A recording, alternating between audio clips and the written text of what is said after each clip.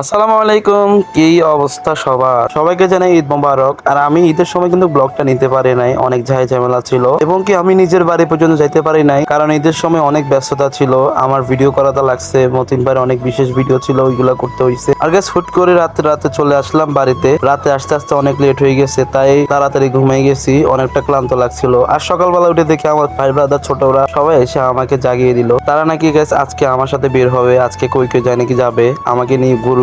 আর গাছ প্রত্যেকটি বছর আমি তাদেরকে নিয়ে অনেক জায়গায় ঘুরতে যাই, তাতে তারা অনেক খুশি হয়ে পড়ে। কারণ গাছ তাদের বড় ভাইরা আসলে নাই, আমার চাচাতো ভাই জ্যাঠাতো ভাই তারা আসলে বিদেশে থাকে, তাই তারা কোথাও যেতে চায় না আমাকে ছাড়া। তাই তারা আজকে আবদার করছে, তাই দেরি করি না, সবাইকে নিয়ে চলে আসলাম। এখন আমরা যেখানে যাওয়ার কথা বলতেছি এখানে গিয়ে ইনশাল্লাহ আমরা ভিডিওটা ওপেন করবো। তো রাস্তায় অনেক বৃষ্টি পড়তেছে, মোবাইল অনেক সমস্যা করতে পারে। তারপরে সবাই দেখতে থাকুন আর এনজয় করতে থাকুন। আর যারা যারা আমার পেজে নতুন, অবশ্যই আপনারা ফলো করে এবং লাইক শেয়ার কমেন্ট করে আমার পাশে থাকবেন।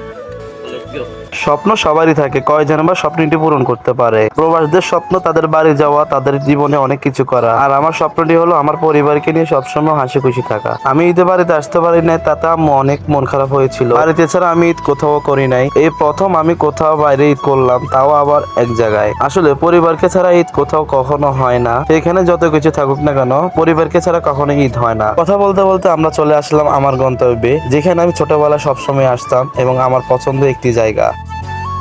তো গাইস, আমি তো আপনাদেরকে বলছি এই জায়গাগুলোতে এসে আমার অত্যন্ত বেশি ভালো লাগতো। এক সময় এই জায়গাগুলো আমার অত্যন্ত বেশি পছন্দ হইতো।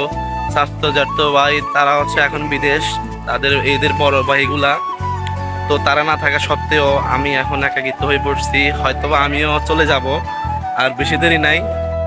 বৃষ্টির সময় যে একটা বৃষ্টি পড়ে গ্রাম অঞ্চলে এসে আসলে শান্তি পাই না, কারণ বৃষ্টির সময় রাস্তাঘাট তারপরে কাদা ভরপুর থাকে, ঘর থেকে বেরোতে মন চায় না, আর হচ্ছে ভালো লাগে না আসলে। একাকিত্ব, ভাই বন্ধু সবাই নাই, কেউ নাই।